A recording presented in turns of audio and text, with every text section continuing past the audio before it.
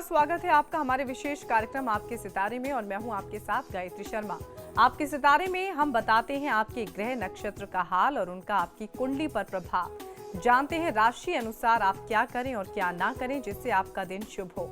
और साथ ही आचार्य जी बताते हैं शुभ फलों की प्राप्ति के लिए किए जाने वाला चमत्कारी महाउपाय।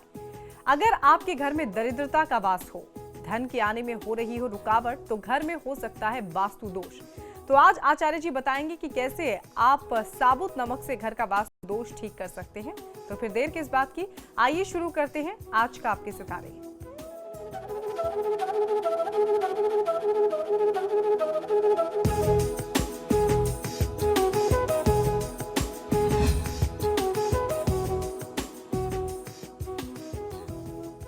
आपके सितारे में आप अपने मन की हर एक जिज्ञासा को जान सकते हैं, दुविधा को शांत कर सकते हैं और अपने सवाल पूछ सकते हैं। स्टूडियो में साथ देने के लिए मौजूद हैं विश्व विख्यात ज्योतिषाचार्य और वास्तुशास्त्री पंडित वैभव नाथ शर्मा। आचार्य जी बहुत बहुत स्वागत है आपका। नमस्कार। तो अगर आप अपनी कुंडली के ग्रह नक्षत्र से परेशान हैं या कार्य, व्यापार, परिवार की चिंता कर रही है आपको परेशान, तो आप भी हमें कॉल कर सकते हैं। हमारे नंबर्स लगातार आपकी टीवी स्क्रीन पर फ्लैश किए जा रहे हैं और अगर चाहें तो आप हमें हमारे टोल फ्री नंबर पर भी हमें कॉल कर सकते हैं।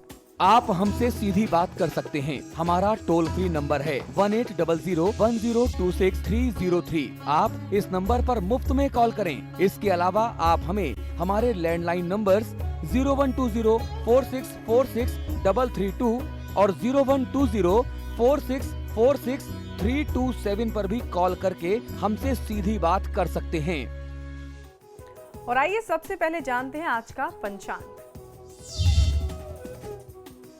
जी, आज का पंचांग इस प्रकार है। विक्रम संवत 2069 माघ मास चल रहा है और माघ मास का ये शुक्ल पक्ष है और शुक्ल पक्ष की आज अष्टमी तिथि है। सोमवार का दिन है। नक्षत्र है कृतिका, योग है इंद्र और करण है बभ। चलिए अब डाल लेते हैं राशियों के राशिफल पर गौर और सबसे पहले बात करते हैं मेष राशि की। मेष राशि वाले जातक लोगों को आज की दिनचर्या में दैनिक कार्य पर अपना कम से कम नियंत्रण तो जरूर रखना चाहिए। किसी अन्य के हाथों में आज जिम्मेदारी आज आप न दें तो अपना नियंत्रण बना करके रखिए, इतना आपको जरूर करना चाहिए। आज अगर आप मान लीजिए अस्वस्थ हैं या आज आप काम पर नहीं जा सकते तो किसी के ऊपर अपनी जिम्मेदारी न छोड़ें, आप उसकी पूरी जानकारी, पूरा नियंत्रण आप रखते रहें। आज की दिनचर्या को शुभ बनाने के लिए देवी कवच का पाठ कर लेना आपको बहुत अच्छा लाभ दे सकता है। आज बहुत ज्यादा अधीरता, व्याकुलता किसी भी कार्य के लिए उपयुक्त नहीं है, तो अधीरता से काम न ले, धीरज से कार्य करें। चलिए अब जान लेते हैं वृषभ राशि वालों का आज कैसा रहेगा दिन। वृषभ राशि वाले जातक लोगों के लिए भूमि भवन विषयों के क्रय विक्रय से लाभ प्राप्त कर सकते हैं। आज कहीं घूमने फिरने का कार्यक्रम बना सकते हैं परिवार के साथ।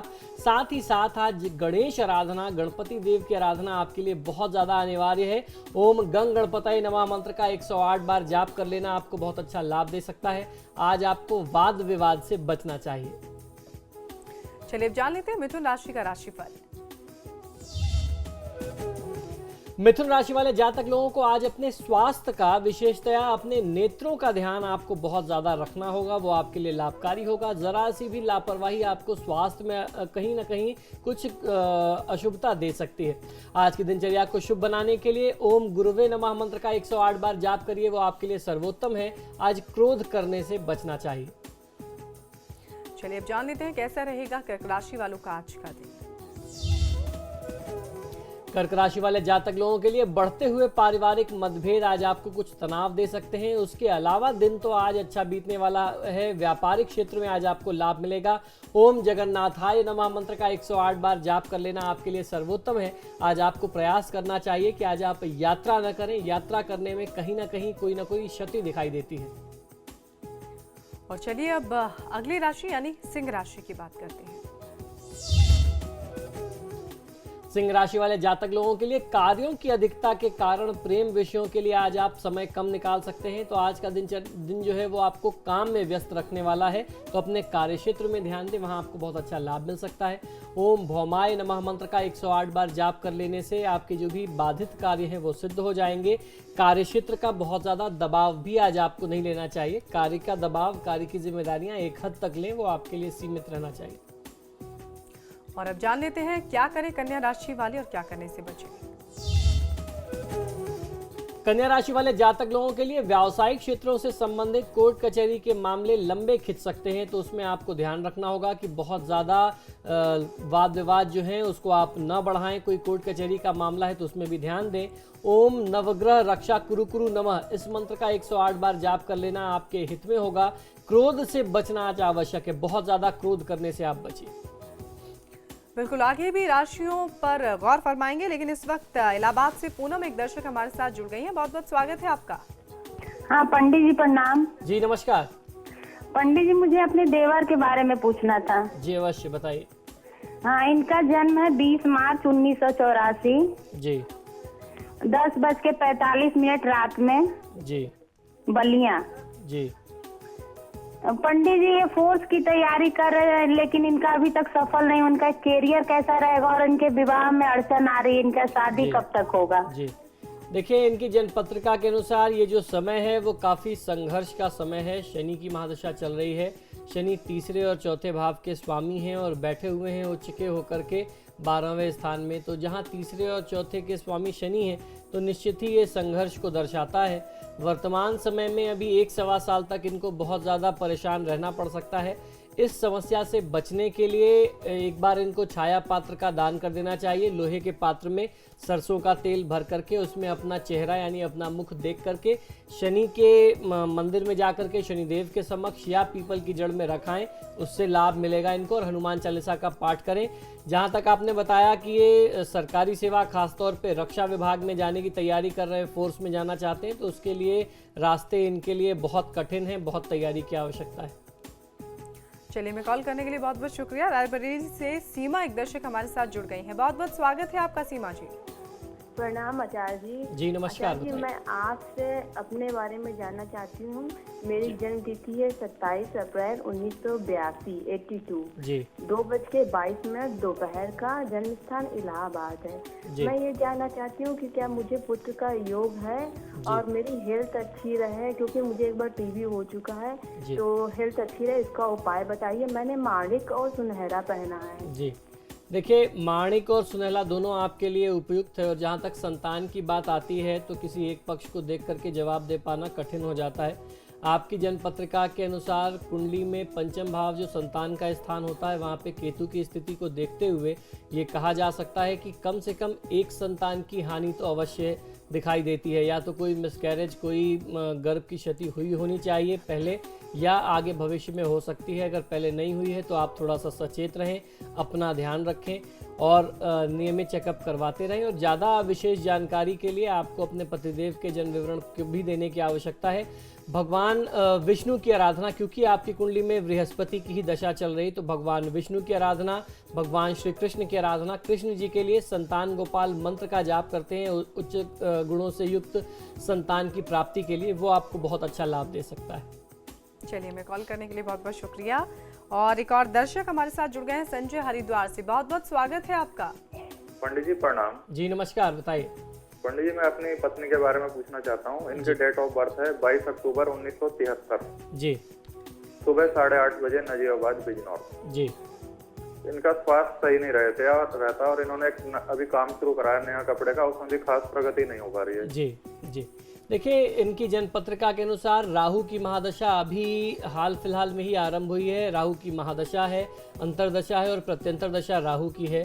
तो ऐसी परिस्थिति में निश्चित ही जब राहु की कोई खासतौर पे राहु की दशा लगती है तो जीवन में तमाम तरीके के उतार चढ़ाव देखने को मिलते हैं। स्वास्थ्य संबंधी समस्या, खासतौर पे मस्तिष्क से संबंधित मानसिक तनाव, दबाव, नर्वस सिस्टम की प्रॉब्लम और उदर कष्ट, कमर से नीचे का स्थान, पेट से संबंधित समस्या, ये कुछ प्रमुख लक्षण हैं। तो इससे बचने के लिए आपको बुधवार के दिन और शनिवार के दिन गौ माता की सेवा विशेष तौर पे करवानी चाहिए। अपनी पत्नी के हाथ से गाय को हरा चारा खिला सकते हैं। बुधवार और शनिवार को काली चीज़ों का दान करें। शनिवार के दिन एक गोमेद पहना दें, क्योंकि ये दशा अभी आरंभ हुई, 18 साल रहेगी।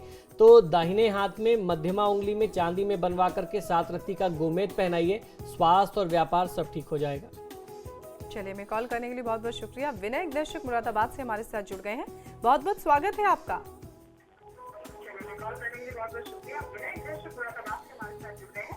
विनय, किसके बारे में जानना चाहते हैं आप? हेलो जी हेलो देखिए, सबसे पहले हम आपसे गुजारिश करेंगे, आप हमसे बात कर रहे हैं इसलिए कृपया अपनी टीवी की वॉल्यूम को बंद कर दें, उसके बाद ही आपकी आवाज हम तक पहुंच पाएगी। चलिए, यहाँ रुक रहे एक छोटे से ब्रेक के लिए, ब्रेक के बाद फौरन लौट रहे हैं।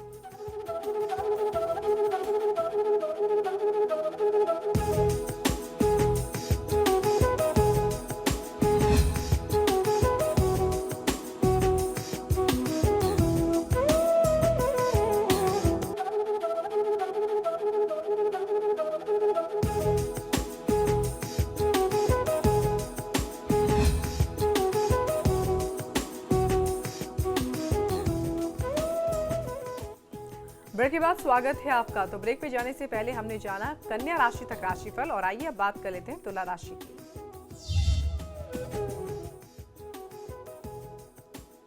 तुला राशि वाले जातक लोगों के लिए जीवन साथी के साथ मनमुटाव की स्थिति दिखाई देती है। मनमुटाव आज किसी वाद विवाद के बाद हो सकता है।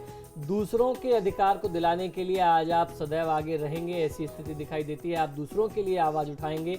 ओम अग्रगण्य नमः मंत्र का 108 बार जाप कर लेना आपके लिए बहुत शुभ हो सकता है। अपनी शुभ ऊर्जा यूं ही व्यर्थ न जाने दें, उसको किसी शुभ क्षेत्र में किसी अच्छे काम के लिए प्रयोग करिए। और चलिए अब जान लेते हैं कैसा गुजरेगा वृश्चिक राशि वाले जातकों का आज का दिन।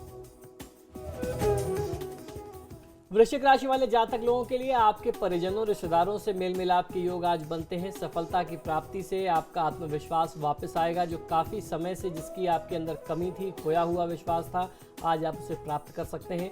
ओम अजाय नमः मंत्र का 108 बार जाप करेंगे तो किसी भी क्षेत्र में आप अजय हो जाएंगे। आज की दिनचर्या में आपको बहुत ज्यादा निराश नहीं होना चाहिए, तो निराशा को दूर भगाइए और अजय बनकर के आज सामने आइए। चलिए अब जान लेते हैं क्या करें धनु राशि वाले और क्या करने से बचें आज के दिन। धनु राशि वाले जातक लोगों के लिए मित्र साथी पर आपके व्यय बढ़ सकते हैं। अनावश्यक खर्च से आज आपको बचना चाहिए। ओम नमो भगवते वासुदेवाय मंत्र का 108 बार जाप कर लेना चाहिए, आपके लिए सर्वोत्तम होगा। कर्ज से यानी ऋण लेने से आज आपको बचना है, ये बात ध्यान रखिए। फिर बात कर लेते हैं मकर राशि की। मकर राशि वाले जातक लोगों को आज नए मित्र प्राप्ति के योग बनते दिखाई देते हैं। आज आपसे कुछ नए लोग संपर्क में आएंगे, जिनके कारण आपके मान सम्मान, सामाजिक मान सम्मान, पद प्रतिष्ठा में वृद्धि होगी। उनका जो संयोग है, उनका जो संग साथ है, वो आपके पद प्रतिष्ठा में, इज्जत में वृद्धि करने वाला है। ओम आश्रिताय नमः मंत्र का 108 बार जाप कर लेना आपको सर्वोत्तम लाभ दे सकता है। आज आपको किसी को रुपए पैसा उधार नहीं देना चाहिए। और चलिए अब जान लेते हैं कुंभ राशि का राशिफल। कुंभ राशि वाले जातक लोगों के लिए निवेश का समय ये आपके लिए उचित नहीं है। कुछ समय रुकना, इंतजार करना आपके लिए ज्यादा उचित रहेगा, तो अभी जल्दीबाजी में कोई इन्वेस्टमेंट न करें। श्री राधा कृष्ण सहस्त्रनाम स्तोत्र का पाठ करेंगे तो निश्चित ही आपको वांछित सफलता प्राप्त होगी। जल्दीबाजी में कोई कार्य आज मत करिए। और चलिए अब जान लेते हैं कैसा रहेगा आज का दिन मीन राशि वालों के लिए। मीन राशि वाले जातक लोग आज की दिनचर्या में आपके व्यय बढ़ सकते हैं। अपनी बुद्धिमत्ता से परिवार की सुख शांति को बनाए रखने का प्रयास करिए, उसमें आपके लिए बहुत अच्छा लाभ निहित है। परिवार सुख शांति से रहेगा तो आप भी ठंडे दिमाग से कुछ अपने भविष्य को प्लान करके आगे बढ़ सकते हैं। संतान गोपाल स्तोत्र का पाठ करेंगे तो आपको बहुत अच्छा लाभ मिल सकता है। आज की दिनचर्या में आपको ध्यान ये भी रखना है कि पारिवारिक वाद विवाद को बढ़ने न दें, या आप स्वयं कहीं किसी कारण से उसको बढ़ाएं ना। चलिए, ये तो रहा 12 राशियों का राशिफल। महा उपाय भी जानेंगे, लेकिन उससे पहले एक दर्शक हमारे साथ जुड़ गए इटावा से। मधु हमारे साथ जुड़ रही हैं, बहुत बहुत स्वागत है आपका। नमस्ते गुरु जी। जी नमस्कार, बताइए। जी हमें आपसे 2 भाइयों के बारे में पूछना है, आप दोनों के बारे में बता सकते हैं? एक के बारे में भी बात करिए, बताइए। ठीक है, तो मेरा भाई रुद्र है, जिसके लिए आज हम एडमिशन के लिए जा रहे हैं, और जिसका जन्म हुआ था 29 मई 2007 रात के 1 बजे, दिन मंगलवार। तो हम क्या उसके साथ जानना चाहते हैं कि उसकी शादी अभी कब होगी, उसकी जॉब लगेगी कि नहीं, और जहाँ हम एडमिशन के लिए जा रहे हैं उसका एडमिशन हो जाएगा कि नहीं? जी देखिए, अभी तो बालक छोटा है, सूर्य की महादशा चल रही है, एडमिशन में कोई दिक्कत नहीं आएगी। एडमिशन बहुत अच्छे तरीके से हो जाएगा। इसके स्वास्थ्य के लिए आपको ध्यान रखना चाहिए। इसका भविष्य बहुत उज्जवल है। कुछ ग्रहों का उपाय समय रहते अवश्य ही कर लेना चाहिए, तो कहीं जाकर के आपको बहुत अच्छा लाभ मिल सकता है। भविष्य में ये कहीं ना कहीं कुछ तकनीकी क्षेत्र में पढ़ाई करेगा, उसमें इनका भविष्य बहुत उज्जवल है। चलिए, मैं कॉल करने के लिए बहुत बहुत शुक्रिया। एक और दर्शक हमारे साथ सोमपाल जुड़ गए हैं, बहुत बहुत स्वागत है आपका।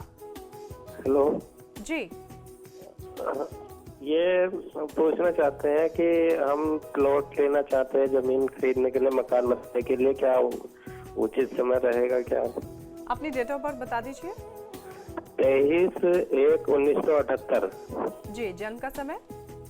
ये तो मालूम नहीं है जी। जी, चलिए, देखिए आपके प्रश्न के अनुसार ये जो समय है ये सूर्य के महादशा का समय है और अंतर्दशा शुक्र की है। इस समय में जो आपने प्रश्न किया कि आप प्लॉट खरीदना चाहते हैं, अपना भवन बनाना चाहते हैं, ये थोड़ा कष्टकारी समय हो सकता है।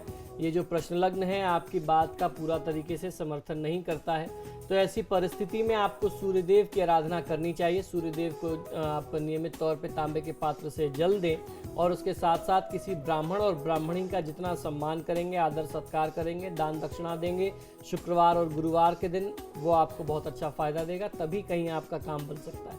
चलिए, हमें कॉल करने के लिए बहुत बहुत शुक्रिया। और आइए अब जान लेते हैं आज का महा उपाय।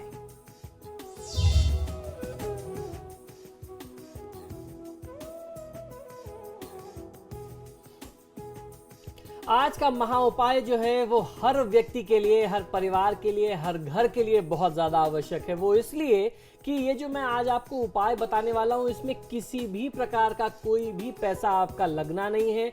बहुत सरल तरीके से, बहुत आसान तरीके से आप बहुत बड़े से बड़े वास्तु दोष को दूर कर सकते हैं। वास्तु दोषों का प्रभाव इतना ज़्यादा होता है कि अगर आपके घर में कोई वास्तु दोष हो जाए, छोटा सा भी वास्तु दोष हो जाए, समझ लीजिए कि ईशान कोण में ही हो गया या दक्षिण पश्चिम में जो मालिक का स्थान है, गृहस्वामी का स्थान है, वहाँ कोई दोष उत्पन्न हो गया, तो घर में निरंतर दरिद्रता बनी रहेगी, परिवार कभी भी स्थिर नहीं रहेगा। रुपया पैसा अगर आता भी है तो कहीं और चला जाएगा, आपको पता नहीं चलेगा कि वो किस स्रोत से आ रहा है, किस स्रोत से जा रहा है, तो कमाई का आपको अपने कुछ अंदाजा नहीं मिल पाता। इस परेशानी से मुक्ति पाने के लिए मैं आपको बहुत सरल उपाय बता रहा हूं। जिस तरीके से मैंने कहा कि इसमें कोई इन्वेस्टमेंट नहीं है, तो इसको आज आप सुनिए और इसका प्रयोग अपने जीवन में आप अवश्य करें। हमारे यहाँ हमारे वैदिक उपायों में बहुत सारी ऐसी चीज़ें बताई गई हैं, हमारे आसपास से, हमारी प्रकृति से जुड़ी हुई ऐसी चीज़ें, हमारे दैनिक उपयोग से जुड़ी हुई ऐसी चीज़ें जिसका प्रयोग हम बखूबी तौर पे जानते नहीं हैं या सही उसका उपयोग नहीं जानते। यदि उन चीज़ों का उचित उपयोग किया जाए तो निश्चित ही आपको जीवन में बहुत बड़े शुभ परिणाम मिल सकते हैं। उन्हीं में से एक बहुत ही लाभकारी चीज़ है नमक।